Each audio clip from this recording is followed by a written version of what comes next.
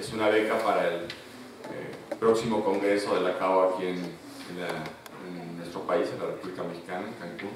Pues bueno, pues esperemos que la competencia sea reñida y tenga la posibilidad cualquiera de los participantes de ganarlo, y pues a ponerle el mejor empeño en su presentación para que sean bien calificados y puedan salir adelante. Al final voy a quitarles un poco de tiempo para hacer algunos anuncios y bueno, esperemos que la sesión sea breve y de su agrado. Muchas gracias. Dejo al doctor Pedro para que haga la presentación de los casos.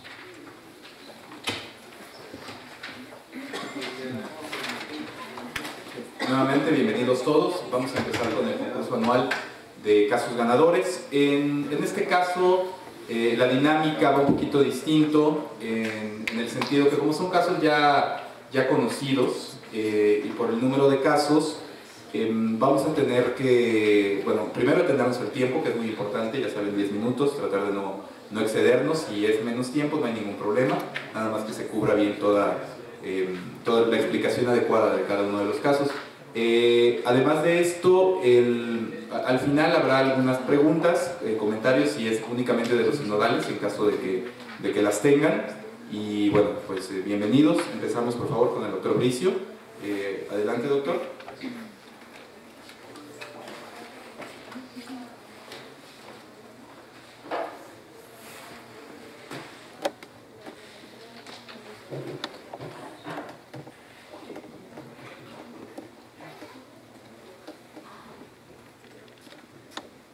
Muchas gracias. Bueno, a continuación les presento el caso de un paciente de 19 años de edad. El paciente tiene antecedentes de dos familiares sanos, todos los familiares son sanos. Él es soltero, estudia la preparatoria, niega diabetes y hipertensión, niega tabaquismo, alcoholismo de forma social, solamente desde hace 2 años, sin llegar a la embriaguez, niega cirugías, alergias o alguna transfusión. Su padecimiento actual lo inicia hace 2 meses con tos seca, la cual evoluciona pronto a una hemoptisis importante, y 1 mes antes de su valoración el paciente presenta disminución de la agudeza visual del ojo derecho y cefalea, motivo por el cual el paciente acude con su médico familiar y él lo manda con el oftalmólogo. El oftalmólogo le pide un fondo de ojo, más bien le realiza un fondo de ojo en el cual se reporta un desprendimiento parcial de la retina derecha y actividad tumoral del coroides derecho. Bueno, esto es lo que reporta el oftalmólogo como una actividad tumoral del coroides derecho. Haciendo ya un interrogatorio dirigido, se llega a... El paciente refiere, que tiene un crecimiento testicular desde hace 5 meses, el cual nunca había referido. Este crecimiento es indoloro del lado derecho, no hay datos sistémicos más que la pérdida visual y la hemoptisis.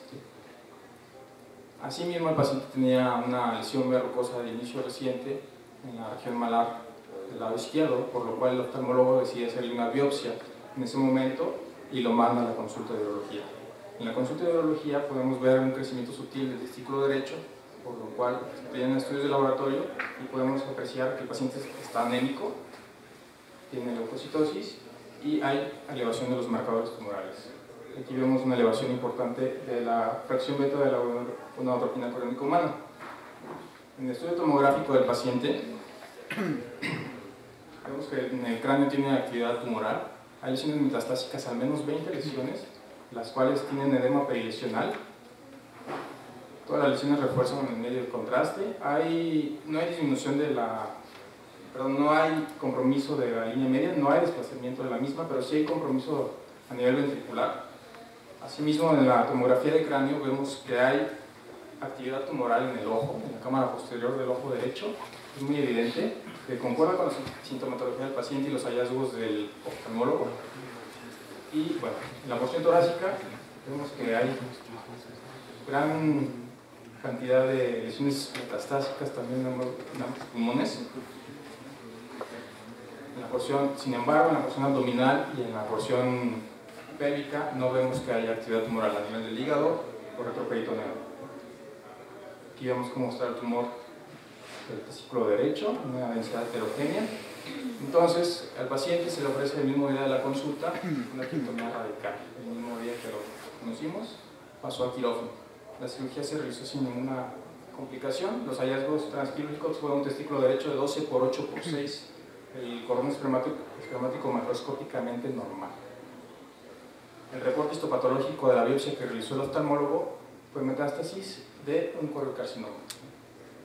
Y el reporte histopatológico de la pieza del testículo fue coriocarcinoma en el 70% y teratoma en el 30%. Asimismo, vemos que el epidídimo estaba libre de tumor, pero sí había trombos tumorales en el cordón. Esto nos condiciona que ya sea un PT3, N0 ya que no hay actividad retroperitoneal, y M1B porque presenta metástasis al sistema nervioso y a la piel y el ojo.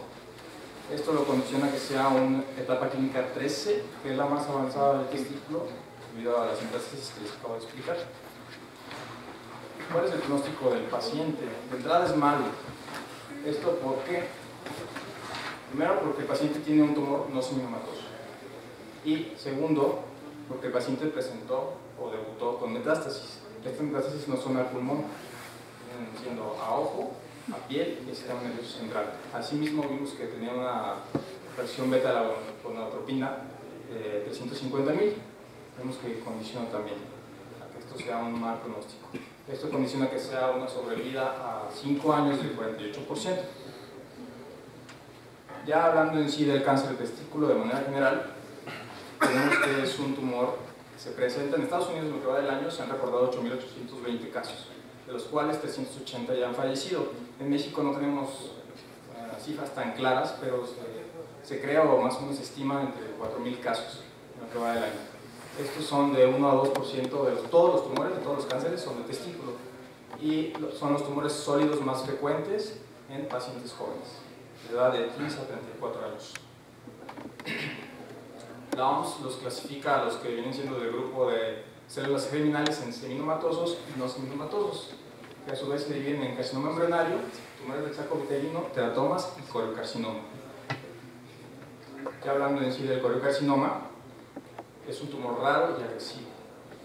Este tumor se caracteriza porque se disemina por vía hematógena, y otra de las características importantes de este tumor es que produce células del citotrofoblasto y del citotrofoblasto, que a su vez producen la fracción beta, de la gonadotropina. En un análisis que se realizó en este año en el Hospital de Oncología, se valoraron a 1.010 pacientes que se operaron de quiectomía radical por un cáncer de testículo desde 1999 al 2011. De esos pacientes, 15 tuvieron coriocarcinoma, ya sea en una totalidad de la pieza quirúrgica o de forma predominante. De estos 15, 6 fueron totalmente coriocarcinomas, y 9 fueron predominantemente coriocarcinomas, lo que nos da 1.48% de todas las lesiones testiculares. En esta tabla podemos ver que de los 15 pacientes que les acabo de mencionar, de entrada todos estaban o debutaron de forma metastásica. El sitio más frecuente de metástasis fue el hígado y el pulmón. Aquí también vemos que hay un paciente que presenta metástasis al ojo y otro paciente que presenta metástasis a piel. El lado predominante fue el derecho, y también vemos cómo todos los pacientes presentan elevación importante de la fracción beta. Todos los pacientes asimismo recibieron tratamiento con quimioterapia, y de todos ellos nada más sobrevivieron 2 pacientes. Aquí podemos ver DOD quiere decir muerto por la enfermedad o fallecido por la enfermedad, y AWD quiere decir que sobrevivió sin la enfermedad. 2 pacientes sobrevivieron y uno está vivo con la enfermedad. El primer caso de cáncer de testículo con metástasis al ojo se reportó en 1936 por el doctor McDonald en Canadá. El paciente fue un masculino de 23 años de edad que debutó con hemoptisis. Posteriormente se agregó astenia y el aumento testicular. Asimismo hubo disminución de la agudeza visual. El paciente se hospitalizó, se le dieron radiaciones torácicas, sin embargo a los 23 días de hospitalizado pues, falleció. El reporte histopatológico fue un teratoma. En el único metaanálisis que hay de tumores testiculares que den metástasis al ojo es este que se reportó en el 2005, que reporta casi 70 años de estudios, de los cuales solamente hay 16 casos reportados. Aquí se incluye el caso del Dr. McDonald de 1946 y de todos ellos solamente sobrevivieron 2 pacientes, obviamente pues con el advenimiento de la quimioterapia, que es importante para estos pacientes. Ahora, ¿qué tan frecuente o qué tan raros son los tumores del ojo? Los primarios suelen ser melanomas o linfomas, sin embargo pueden ser también metastásicos debido a que el foroides tiene una gran irrigación sanguínea y por vía hematógena se pueden diseminar. En este estudio, que se reportaron 520 casos, el sitio más frecuente que envía metástasis al ojo es mama, posteriormente pulmón, gastrointestinales, de ahí sigue el riñón, piel y la próstata. Aquí no se menciona testículo debido a su rareza y que no hubo ninguno en el estudio. Ahora, ¿qué tan raro es que la piel se vea afectada por una metástasis del testículo? Aquí en este estudio que se reportó en el 2001, solamente desde 1974 a la fecha hay 6 casos reportados. Aquí obviamente no estaba reportado el de la doctora Isabel Alvarado, que estaba en el estudio previo, pero bueno, este podría ser el 8º caso. ¿Cuál fue el paradero del paciente? Desafortunadamente falleció a las 2 semanas del diagnóstico. Él falleció por una hemorragia masiva pulmonar que lo llevó al choque hipovolémico. Es importante destacar que el manejo de los pacientes que tienen cáncer testicular no debe ser o no debe recaer totalmente en el urólogo, ya que él nada más realiza la arqueectomía radical. Es importante que también se apoye del clínico o del oncólogo, el radioterapeuta y el oftalmólogo en este caso, ya que se ha reportado que los pacientes que sobreviven a este tipo de neoplasia de tumores pueden llegar a recuperar la vista. Y bueno, por último aquí les presento una imagen de cómo se ve un desprendimiento de retina por un tumor de coroides. Eso es todo.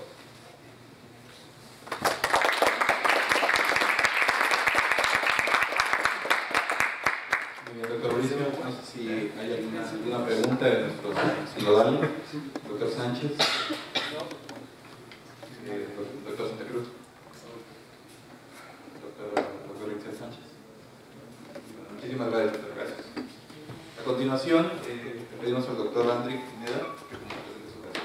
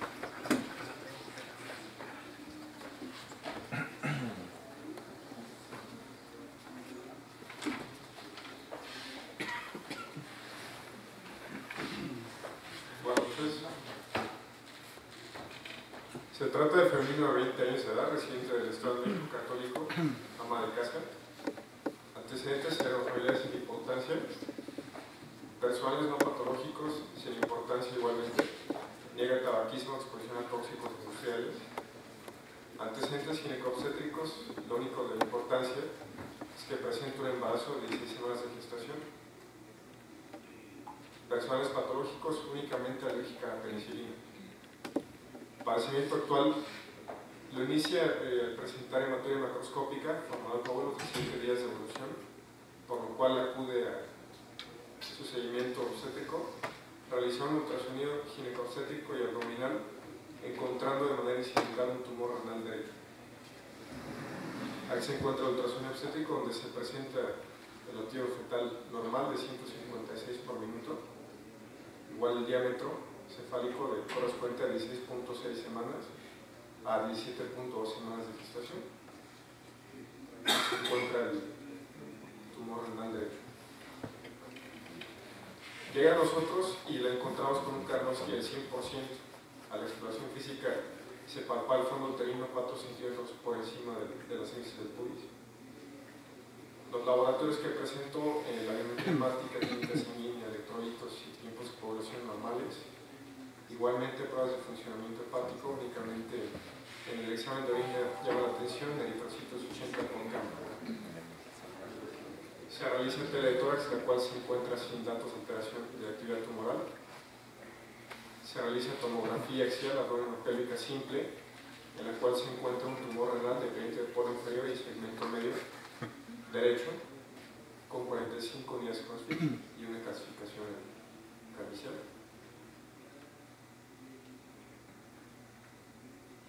Sin compromiso aparente de la vena renal de ese lado. ¿A qué nos enfrentamos hasta ahorita? Tenemos un tumor renal derecho entre 2 áreas de 0 mesero, estrategénico 2, asociado a un embarazo de 16 semanas de gestación. ¿Qué tratamiento se le debe ofrecer? Según las guías de la NCCN para el estrategénico 2, se debe ofrecer nefrectomía radical, por lo cual se le ofreció dicho tratamiento, encontrando un tumor renal derecho dependiente del polo inferior y segmento medio de 7 por 9 centímetros.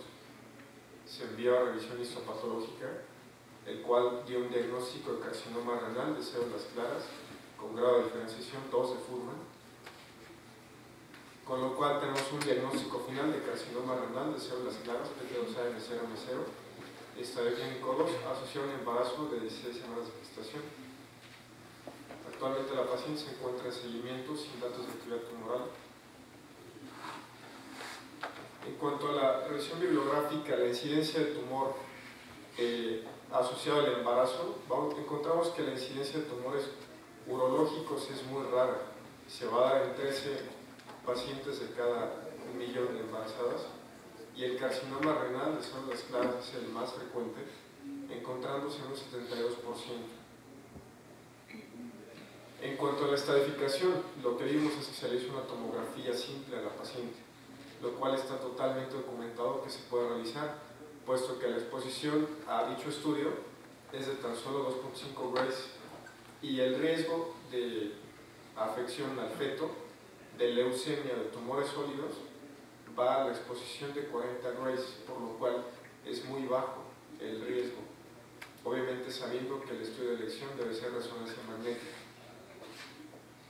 Debe evitarse la radiación a menos que esté totalmente documentado que es de gran impacto el estudio para el manejo de la paciente, como fue un tumor renal en este caso.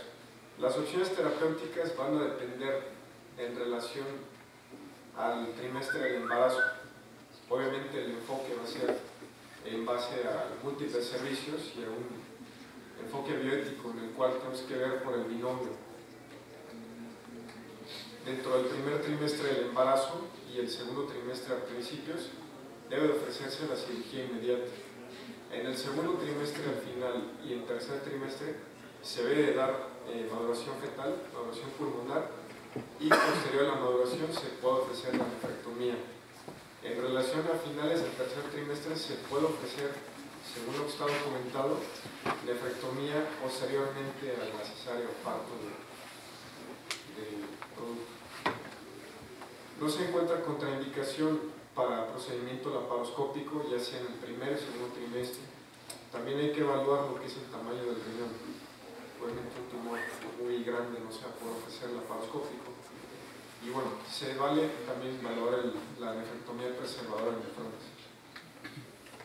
Y el aspecto bioético que siempre hay que tomar, sabemos que una paciente embarazada es un binomio, hay que pensar en dos y siempre hay que estar, hay que comentar este caso por el Comité de Bioética de cada hospital, el cual debe estar conformado por oncólogos, en este caso por urólogos y ginecobstetras, y psicólogos. Conclusiones en relación a este caso, el tumor renal asociado al embarazo es muy raro. Encontramos que los tumores urológicos se van a encontrar en el 0.0013%. Sí está justificado realizar estudios de imagen que impliquen radiación, conociendo de que no hay estudios en humanos que se hayan hecho en mujeres embarazadas con contraste. Sin embargo, sí está documentado que se puede realizar una tomografía simple, sabiendo de que el estudio de elección es una resonancia magnética. Y bueno, la decisión terapéutica siempre debe ser tomada en base al Comité de Bioética del hospital, el cual debe estar conformado por diversos servicios, los cuales ya mencioné. Gracias.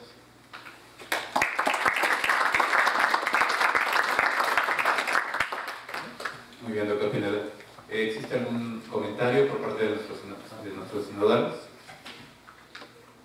Si no es así, muchísimas gracias, doctor Pineda. A continuación, el doctor Joel Juárez Ávila presentará su caso.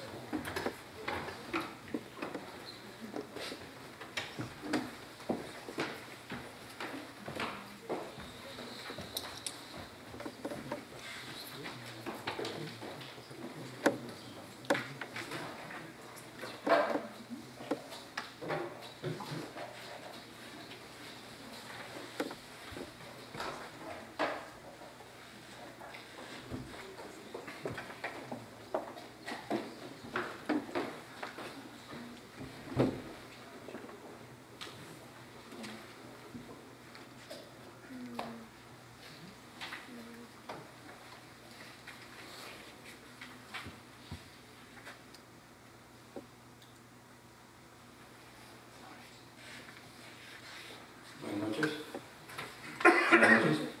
Mi nombre es Joel Juárez, soy residente de cuarto año del Hospital General del Centro Médico de La Raza.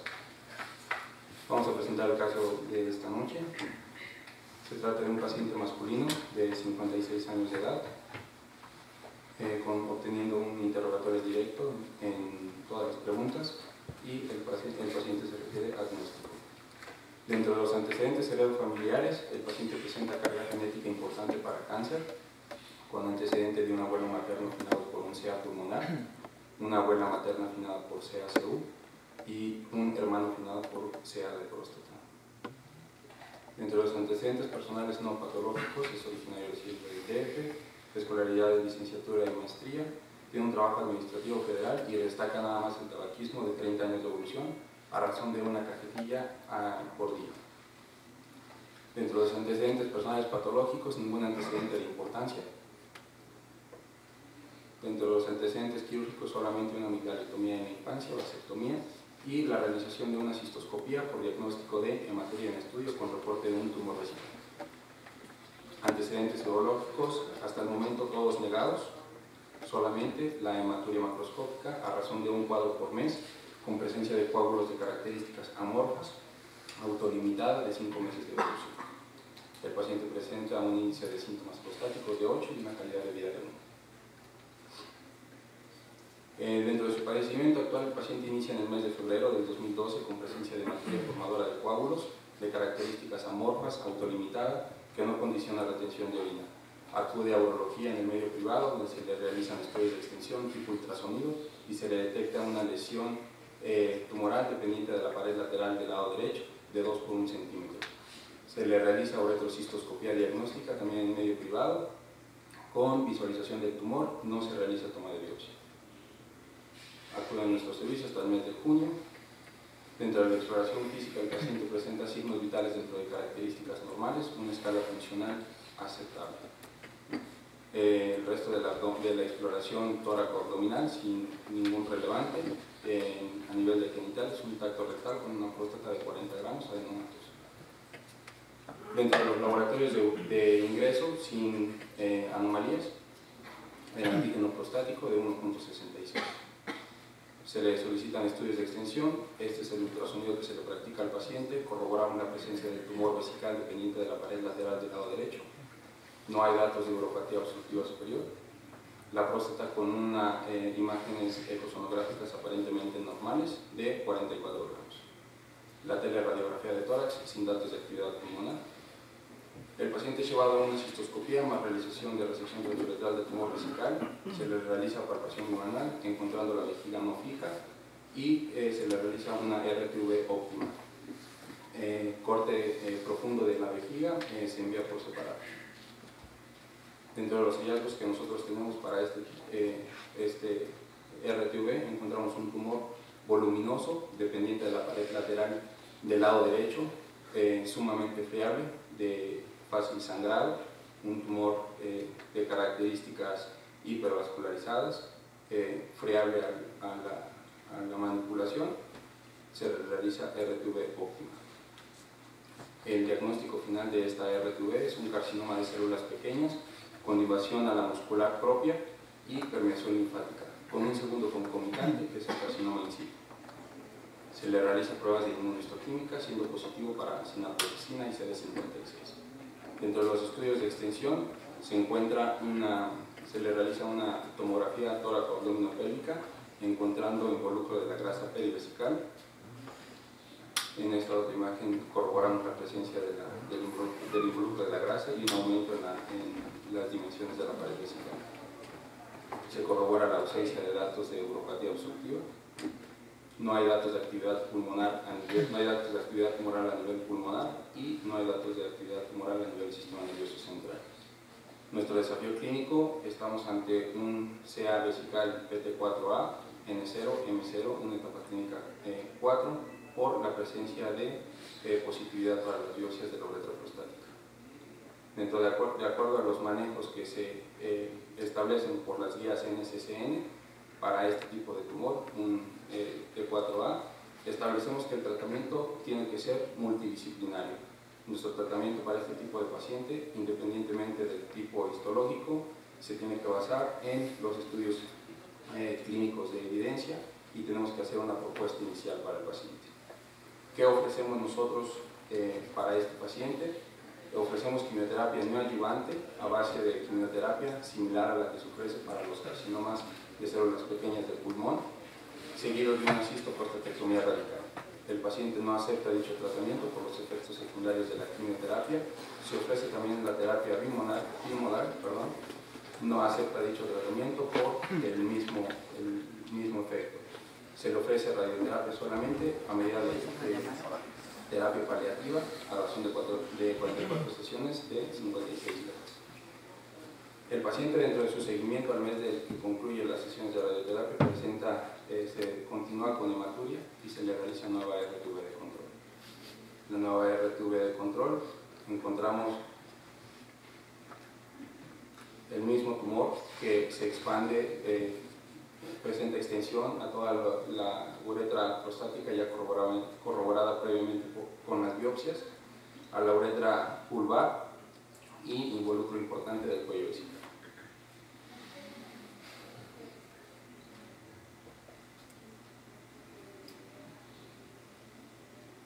El tumor, mismas características, sumamente vascularizado, tumor viable, prácticamente en este momento ya sin criterios de resección completa.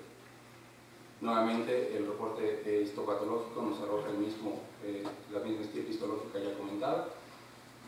Se propone una cistectomía de salvamento, sin embargo el paciente presenta deterioro rápido y progresivo de las condiciones generales y es imposibilitando el tratamiento quirúrgico. Dentro de la revisión de la literatura, todos conocemos la incidencia que tiene el carcinoma vesical, la prevalencia que tiene este mismo y las altas tasas de mortalidad para el carcinoma urotelial convencional. Sin embargo, para los carcinomas no uroteliales, comprenden solamente el 10% de estos carcinomas dentro de los que se encuentra el tumor de células pequeñas. El tumor de células pequeñas forma la quinta parte del CA de pulmón y se puede presentar en forma extrapulmonar a nivel de uréteres, próstata, vejiga, tracto digestivo y vagina. A nivel de vejiga ocupa menos del 1%, aproximadamente del 0.5 al 0.7 en su incidencia total, y la vejiga sigue siendo el sitio extrapulmonar más frecuente.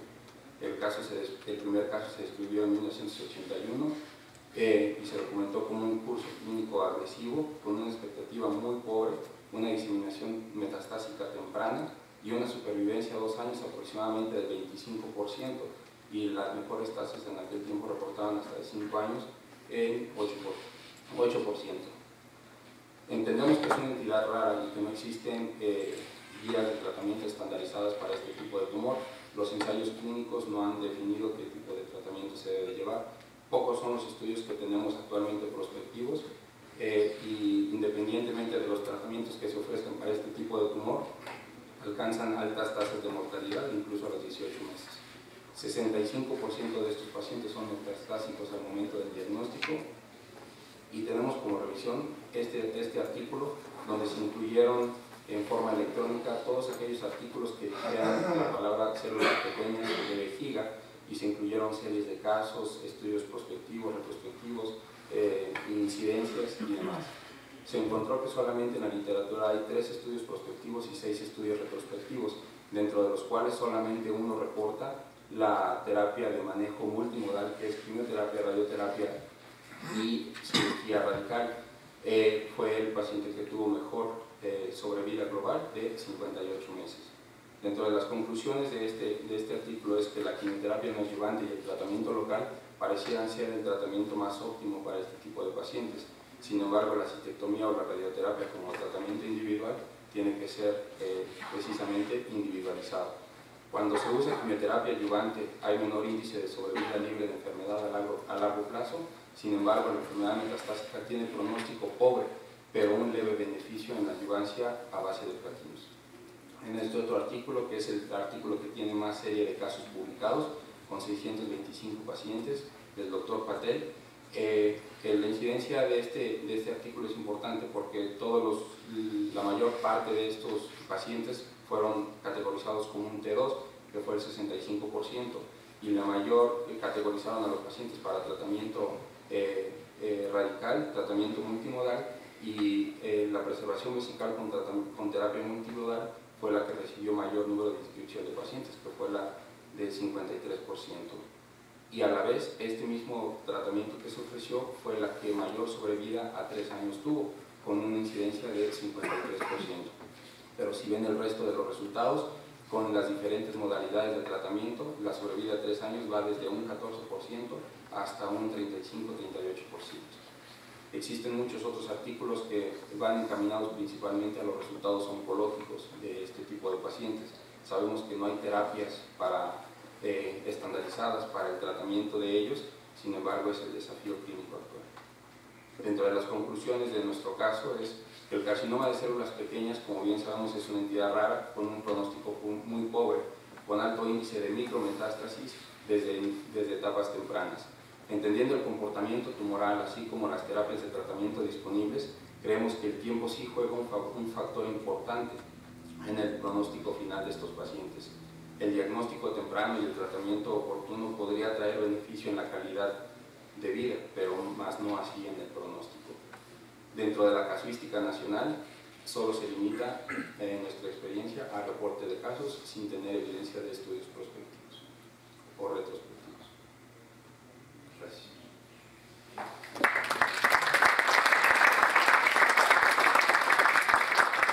Muchas gracias, doctor Juárez. ¿Un comentario por parte de nuestro sinodal? Doctora. Sí se ofreció, pero el paciente no aceptó el procedimiento, principalmente porque debía de ir aunado a la quimioterapia.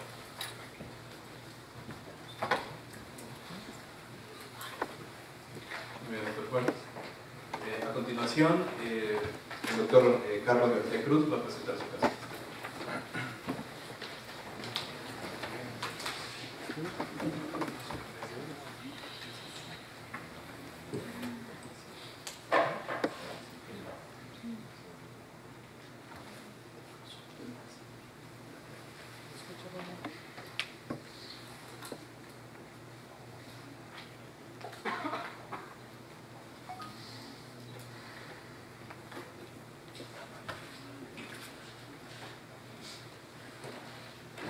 Buenas noches a todo el colegio, muchas gracias por la oportunidad.